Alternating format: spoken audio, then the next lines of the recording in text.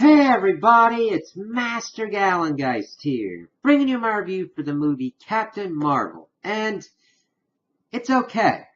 It's not the worst Marvel movie I've seen, but it's not the best Marvel movie I've seen. It has some pacing issues, and it seems like there are two movies kind of going on simultaneously. One of them is the kind of cosmic level that we're getting with the Kree and the Skrulls and everything. The other one, we almost get a 90s buddy cop kind of thing going on. I could almost put down to kind of Lethal Weapon to a degree because of the differences that kind of come up with Fury working with Carol Danvers. It's okay. Brie Larson can actually show emotion in this one, and I think that the marketing for this movie didn't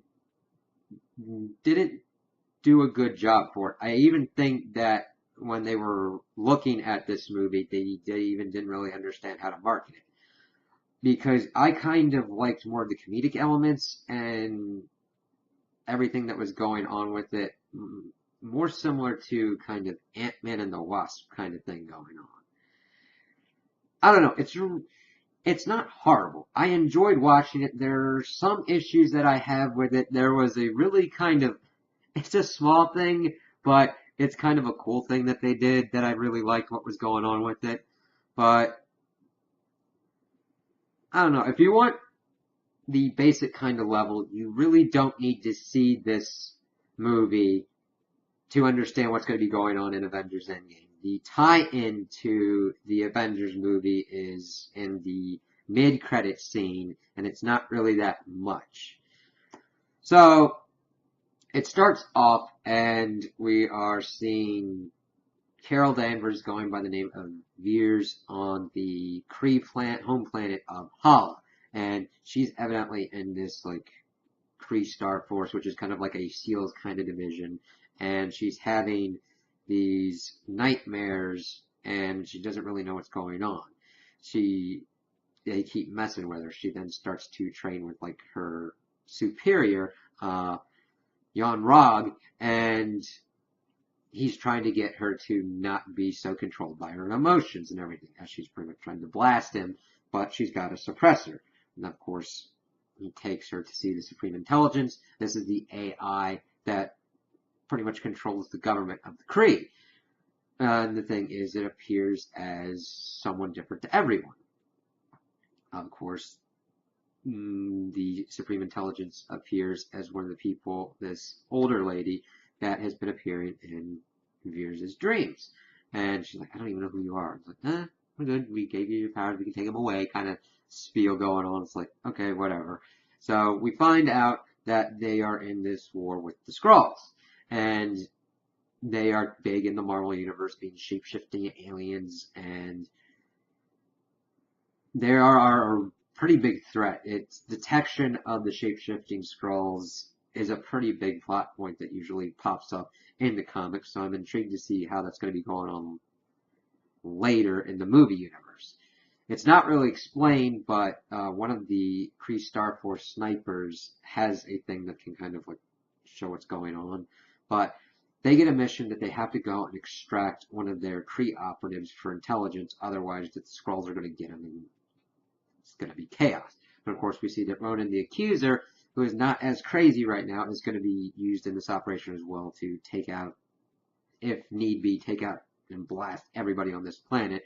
And they're trying to make sure that they don't take out any of the inhabitants of the planet. But they get in and everything kind of goes sideways.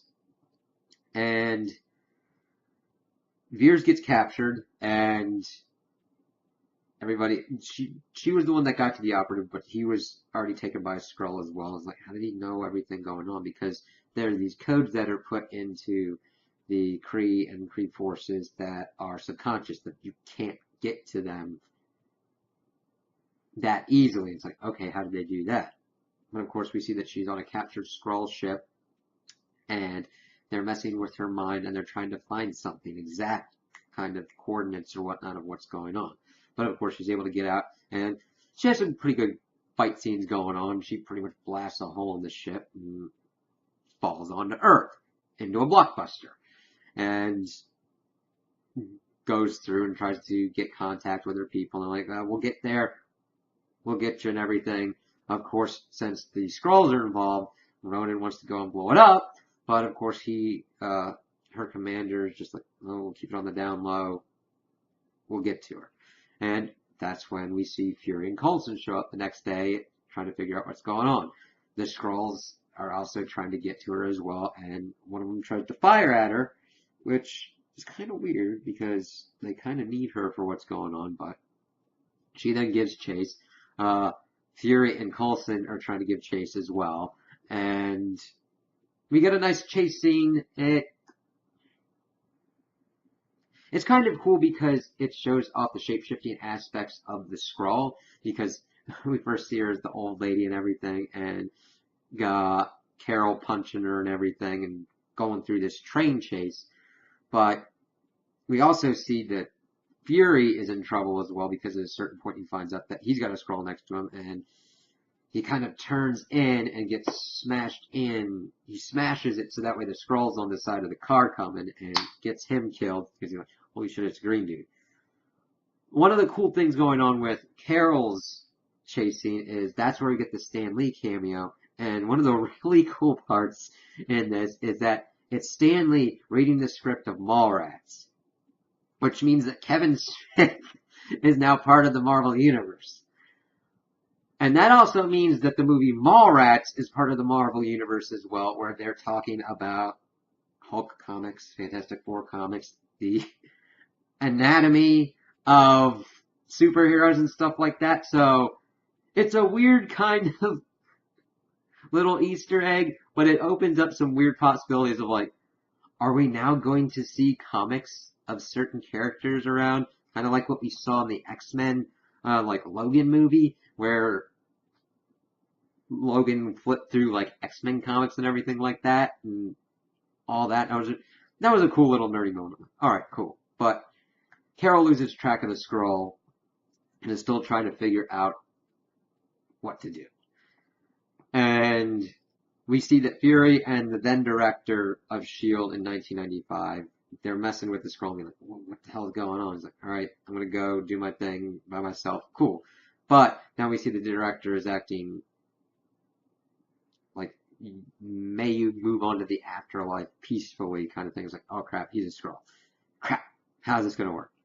But of course, Carol's trying to figure out what to do, and she meets up with Fury in this bar because she kind of is having flashes of memories because of what she had gone through with the Skrull mind device. She'd found this bar in her memories and like, okay, what's going on here? And of course, they're talking back and forth, trying to see who's a Skrull and who's not, trying to learn some stuff about each other. And it's like, oh, okay, I need you to get me into that place, Pegasus Initiative kind of thing. And we go off, they get into this Air Force base using Fury's credentials, and they start going through, and it's not easy at first, so Fury does his old school kind of spy stuff, using tape and everything to get through a fingerprint scanner and all that. They were trying to go and find this Dr. Lawson, who's evidently head of this secret kind of test flight thing going on. But they weren't going to let him in. But they got into the files, Lawson, and they got into redacted files, saw that she had died in some kind of accident in 1989, which was 6 years ago, and we find out that Carol was in there as well. It's like, holy crap. We also get introduced to the cat Goose, which is the analogy to Chewie from the comics. That is going to become important later because I like the cat and I hate the cat. We'll get to that. It's not really hate. I hate how the cat is used for a certain thing. It's just like, what? So that's when his Skrull boss shows up, but the real Coulson shows up as well and trusts Fury and lets him and Carol go with the cat as they take a proto Quinjet and fly off, and they decide to get more information by finding one of the fellow pilots in the program that was a friend of Carol's. They get down there. She's freaked out because she thought her friend was dead, and they kind of connect, but it's very kind of awkward, these scenes. Mainly, it's not, I don't know what it is about it. It's like they're trying to both feel each other out, and it's just, unless it's supposed to come off that awkward, I might let it slide because of that. They're just trying to figure out each other. Because like, oh, Auntie Carol, and bring out all these things like her old leather jacket and all that. But as they are staying there, they get set upon by the Skrull commander Talos again. And he was the dude that was impersonating the director of S.H.I.E.L.D. The dude who does Talos is really, he just fucking rocks with it. You just see him show up in this kind of suit, and he's like drinking a milkshake, and it's just, the comedy of it's crazy. Like, oh, you got the black box from the crash stuff? Yeah, that's kind of cool. We kind of had to listen to that to see what was going on with it, because it's important to what we're doing. Of course, Carol doesn't really trust the Skrulls because her and the Kree have been at war with them. But they see that there's another Skrull outside that pretty much has the daughter hostage. So they all go inside and they get the information from the black box, and Carol has her memories restored. And instead of it being like the usual nightmare that she had, which was under Kree influence, we find out that they had gotten into a dogfight with a Kree ship, and they got taken down, and Lawson got shot by her commander, Jan Ra. And that was Jude Law's character, and he was going to be like, listen, just let us take the engine and everything, and nothing will have to go out. And Lawson was like, destroy the engine, they can't have it. And Carol, of course, then shoots the engine, it blows up, and that is how she got her powers. That's about the extent that we get of the explanation of her powers. That's one of my peeves of this movie. We don't get a lot of explanation on her powers and kind of her limits. Normally that wouldn't be that much of a problem, but as she kind of starts getting used to her powers more and more and using them, it opens, because it gets a little bit more confusing as we figure out what was powering that engine. So she had evidently absorbed all this energy. They decided to take her and modify her memories and have her in the Kree Empire. So now that she's found that out, the Skrulls give their information, and instead of being the kind of villainous organization that is used to in the Marvel Comics, they are more of refugees and are being systematically annihilated by the Kree because they would not submit to Kree rule. And that Lawson was trying to develop a faster-than-light drive to help them escape and get to a new world. And of course, Carol doesn't completely trust them at first, but they set a trap for her compatriots, and they understand that, and they're able to find out the coordinates of where Lawson was trying to go on that test flight, and it was a cloaked Kree cruiser. Not just a ship, a cruiser, and a pretty big one, and probably one that would be really armed at that. They go inside, and we find out that the thing that was powering the engine is the Tesseract. Now, my biggest issue with that being brought back into effect is that it is not readily apparent how we move from Howard Stark and S.H.I.E.L.D. having the Tesseract to the Pegasus Initiative having it.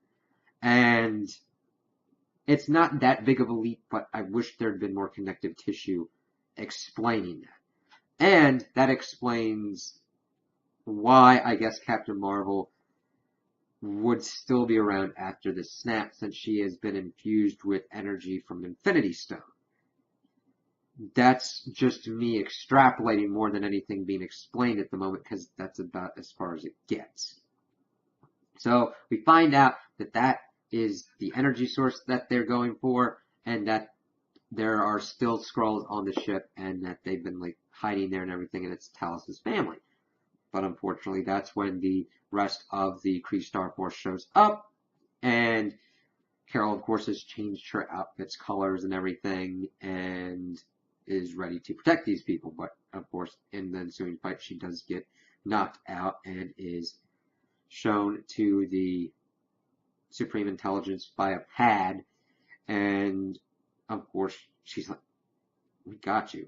We can take your powers away and everything, but she takes off the control and is able to unleash full of her powers, and she just starts beating the crap out of everything. And we don't get really an upper limit because it gets to a point where Fury has to use Goose.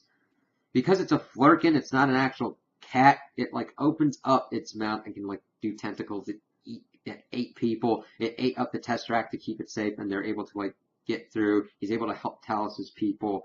Talos, of course, does get injured, but they're able to get out of the cruiser and stop Ronan in time, because Ronan had come in at that point and was getting ready to bomb Earth to get rid of all the Skrulls, and she just uses her powers to like knock out a lot of ships and everything, and pretty much tells them to back off. He's like, yeah, okay, and then they boop out. It's like, all right, I just wish there was more explanation of the full extent of her powers and actually what she's doing, because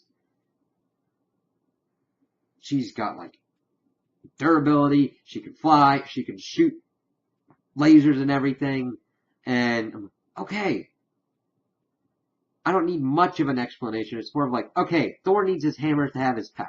Alright, Cap got the serum, saw that, yeah. Tony needs his suit, yeah, alright.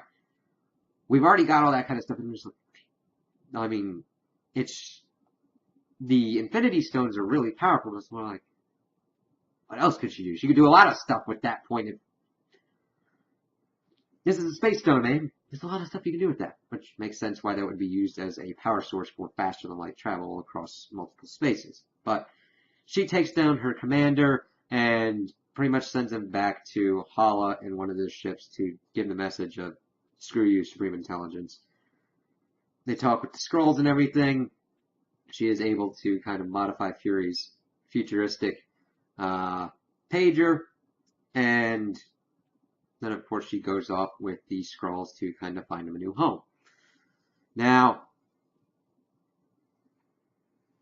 the three issues that I had were like Carol's powers not being fully explained. I don't need a completely detailed explanation, but just like, okay, if that's Infinity Stone power, that's a big fucking deal.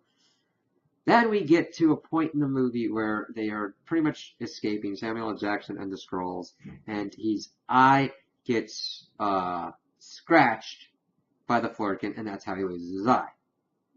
And I thought that was really stupid.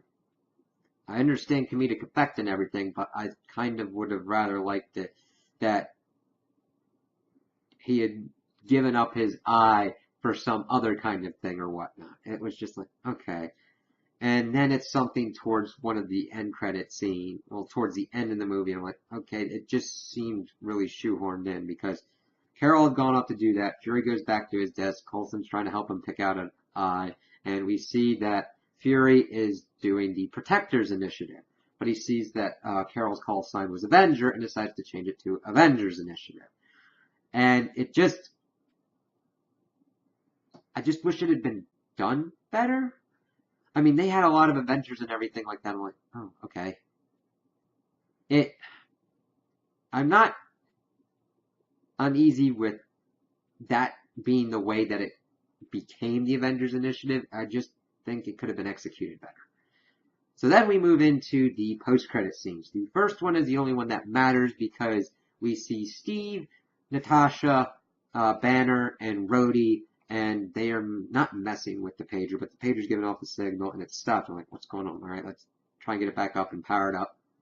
And we see that Carol is there asking where Fury is. And that's where we get off. It's like, oh, okay. And then the last end credit scene is just Goose pukes up the Tesseract on Fury's desk. I mean, usually the end credit could have been just like a little bit better. I'm just like, okay, it's a cat throwing up the Tesseract. Okay. So, overall, I enjoyed the movie. The action scenes were pretty alright. I enjoyed more of the comedy aspects more and the kind of buddy cop chemistry nature that was going on with Carol and Nick Fury. It's really kind of weird because even though this is more of supposed to be the launching point of Captain Marvel, it felt more of a Captain Marvel and Nick Fury movie more than a Captain Marvel movie. And I kind of rather would have had it being focused more as the movie on the relationship buddy cop kind of style with Carol and Fury, because that worked better. Or if they had just completely gone blown out with the whole cosmic origins and done it, there could have been a better balance, because it felt more weighted towards the buddy cop moments than really going into Carol's portion and learning more about her. I mean, we do learn about her, but it's weird. I didn't feel like it was that much of a focus, because there are so many other things going on. We've got that, we got the Krees, we got the Skrulls trying to survive, and that's the biggest thing, and there are things that could have been done to make this better, but it's by no means the worst one. I had fun with the comedy and everything, even though certain bits like the cat scratching out Fury's eye was just kind of that step too far. I'm like, he could have had his eye blown out by a Skrull. He could have had his eye blown out trying to protect Captain Marvel or something like that, or trying to protect like one of the Skrulls or one of the Skrulls' children's. And it'll be interesting to see how the Skrulls go further on in the Marvel Universe, because this could just be one tribe of the Skrulls that we have as our friends, and there could be another tribe that are already infiltrating Earth and could lead to some weird and strange craziness going on. So we'll have to kind of see how that peters out. If you're really into Marvel movies, you should have a good time seeing this. If you're only into certain ones or only into the Avengers ones, this really, you could skip this one if you felt like it. It's not one that's like required reading. You gotta know this to enjoy Endgame. So, it's up to, if you're in one of those two categories, how you want to handle seeing this. So those are my opinions on the movie. Tell me what you guys think in the comments below. If you liked it, if you didn't like it, if you agree with me, if you disagree with me. Also like and subscribe, and I hope you have a good day.